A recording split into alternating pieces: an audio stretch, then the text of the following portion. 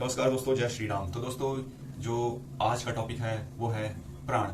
ठीक है दोस्तों, तो जो हम आज बात करने जा रहे हैं वो है प्राणों पे। और इसके हम सूक्ष्म इसके वो होते हैं, अलग अलग प्रकार होते हैं, उस पर हम डिस्कशन करेंगे। ठीक है, तो पूरा डिटेल में बताऊंगा, तो आप बने रहिए लास्ट तक, तभी आपको समझ में आ पाएगा कि हाँ, जो हम जो सांस लेते हैं तो अंदर जाके कितने भागों में डिवाइड होती है। ठीक है, और उनका कार्य क्या होता है और वो क्या क्या कंट्रोल करती है। ठीक है दोस्तों, तो बिना टाइम गवाए स्टार्ट करते हैं। ठीक है, तो दोस्तों, जो आम आदमी होते हैं, जैसे नॉर्मल बंदे, उनको लगता है कि बस हमने जो सांस लिया उसका वो अंदर जाके फेफड़ों में भर जाती है, उसके बाद वो शरीर के अलग अलग अंगों में जाती है, और उसके बाद फिर जो CO2 होता है वो बाहर निकलता है, इन कार्बन डाइऑक्साइड बाहर निकलती है। तो इसका इतना ही कार्य रहता है। पर दोस्तों, अगर आप इसके सूक्ष्म में जाएंगे, जैसे आध्यात्मिक और योग की जैसे गहराइयों में जाओगे, तो आपको समझ में आएगा कि जो हम सांस लेते हैं दोस्तों, वो अंदर जाकर 5 वायु में कन्वर्ट होती है। ठीक है दोस्तों, तो 5 वायु, 5 प्राण बोल सकते हैं। तो उनको मैं एक एक करके आपको समझाऊंगा। ठीक है दोस्तों, तो जैसे दोस्तों हमने सांस लिया, ठीक है, मान लो मैंने सांस लिया, तो दोस्तों अब जो सबसे पहला जो अंदर जाता है वो होता है प्राण वायु। ठीक है, यानी हमने जो लिया वो है हवा, और अंदर जाके फिर वो 5 भागों में डिवाइड हो गए। सबसे पहले हम प्राण पे बात करते हैं। ठीक है, प्राण वायु। तो दोस्तों, ये प्राण वायु कहाँ रहती है, इसका एरिया क्या है। ठीक है दोस्तों, जैसे हमने सांस लेते हैं, सबसे पहले हमारे कौन से जो बॉडी पार्ट एक्टिवेट होता है, हमारे लंग्स। ठीक है दोस्तों, तो दोस्तों जो प्राण वायु का जो एरिया है दोस्तों, हमारे जो गर्दन का जो सबसे मूल भाग है, यानी जो नीचे यहाँ से, ठीक है दोस्तों, यहाँ से लेकर ये रिब्स यानी सेंटर पॉइंट, ठीक है, फेफड़ों के, इसके बीच में इसका एरिया रहता है। ठीक है दोस्तों, तो दोस्तों इसका जो ये वायु है, इसका बैलेंस होना बहुत जरूरी है। ठीक है, अगर इसमें कुछ विकृति आ जाती है, ठीक है, और कुछ कमी आ जाती है, तो दोस्तों उसके कारण क्या क्या बीमारियां हो सकती है।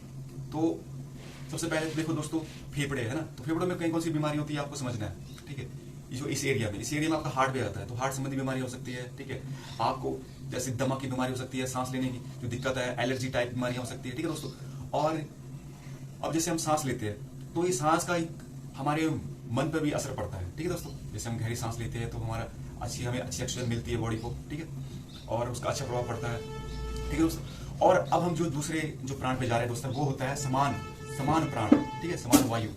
तो दोस्तों उसका जो एरिया होता है, जैसे यहाँ तक तो प्राण वायु का था, उसके बाद इसके यहाँ से लेकर जो नाभि होती है, नाभि का जो बेली बटन होता है वहां तक इसका एरिया यहाँ तक होता है। तो ये क्या क्या कवर कर रहा है दोस्तों, ये हमारे जो पाचन तंत्र है, ठीक है, यानी छोटी आंत, बड़ी आंत, इनको कवर कर रहा है, हमारे लीवर, किडनी, इन सबको कवर कर रहा है। ठीक है दोस्तों, तो इसका जो मेन फंक्शन होता है, ये जो हमारी जो पाचन शक्ति है, डाइजेशन सिस्टम है, उसको सही रखना। अब बाई चांस जैसे इसमें कुछ विकृति आ जाती है, इसमें कुछ डिसबैलेंस आ जाता है, तो दोस्तों उसके कारण क्या होगा, आपका खाना अच्छे से पचेगा नहीं। ठीक है, और भूख अच्छे से नहीं लगेगी, और पेट में अल्सर टाइप कुछ भी प्रॉब्लम हो सकती है।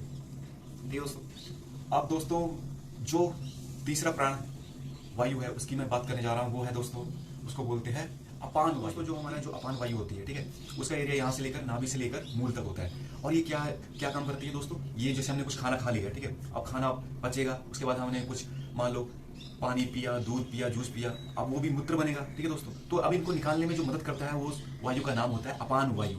ठीक है, अब दोस्तों अगर इसमें विकृति आ जाती है या ये डिसबैलेंस है, ठीक है, तो इसके कारण क्या प्रॉब्लम हो जाएगी आपको, जैसे लेडीज में, ठीक है, जो मासिक धर्म की समस्याएं होती है, यानी डिसबैलेंस, ज्यादा ब्लीडिंग, इस टाइप का प्रॉब्लम आ जाता है, और जैसे अपना नाइट फॉल इस कारण से होता है। ठीक है दोस्तों, और अगर आपको कब्ज की प्रॉब्लम आ रही है तो ये इस बैलेंस नहीं है, तो इस कारण से प्रॉब्लम होता है। ठीक, तो ये जो वायु है अपान वायु, उसका बैलेंस होना बहुत जरूरी है। ठीक है दोस्तों, तो ये 3 वायु हो गई।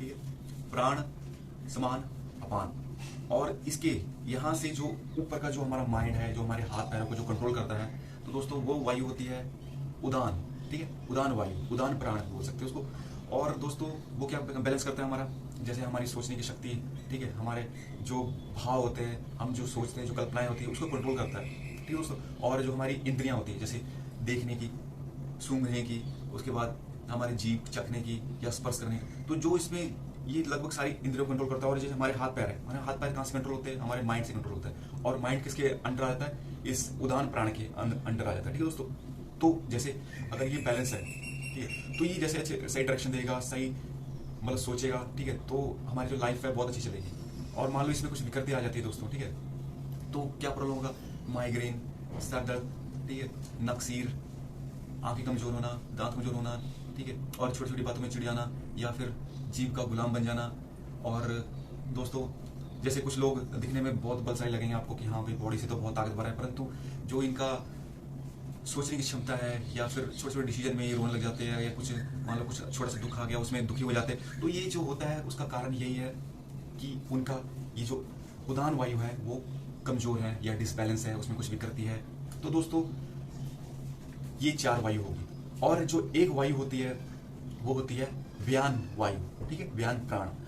तो दोस्तों ये कहाँ रहता है, अब देखिए लगभग पूरा एरिया कवर हो गया, ठीक है। तो दोस्तों जो इसका एरिया होता है ये होता है हमारी बॉडी में, जैसे कुछ कहीं कहीं ना कहीं कुछ रिब्स में कहीं गैप हो गया, जहाँ जहाँ थोड़ा थोड़ा गैप होता है वहाँ इसका निवास होता है। और इसका कार्य क्या होता है, ये जितनी भी प्राण है, जितनी भी वायु है, उसको सपोर्ट करता है, उसको सपोर्ट करता है कि हाँ भाई आपको अगर इसमें कोई जैसे वो कुछ कार्य कर रहा है, मान लो जैसे हमारा अपान वायु, उसका काम है एक्सट्रैक्ट करना, ठीक है, जो भी हम मतलब मलमूत्र है उसको बाहर निकालना।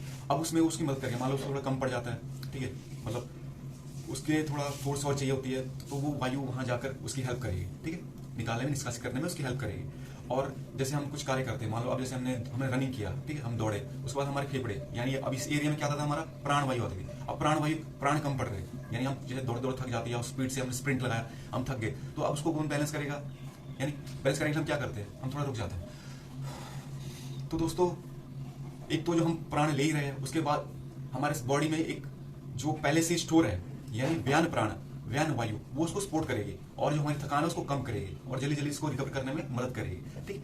तो इसका जो काम होता है व्यान वायु का, इसका काम होता है जितनी भी वायु है उसको सपोर्ट करना, ठीक है दोस्तों।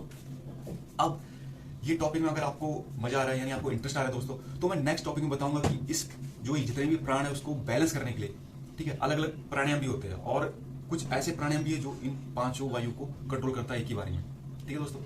तो अगर आपको ये चीजें इंटरेस्टिंग लग रही है और आपको लगता है कि हाँ ये चीजें आगे मैं और बताऊं, इस टॉपिक पे और बात करूं, तो दोस्तों कमेंट करिए। तब तक के लिए नमस्कार, जय श्री राम।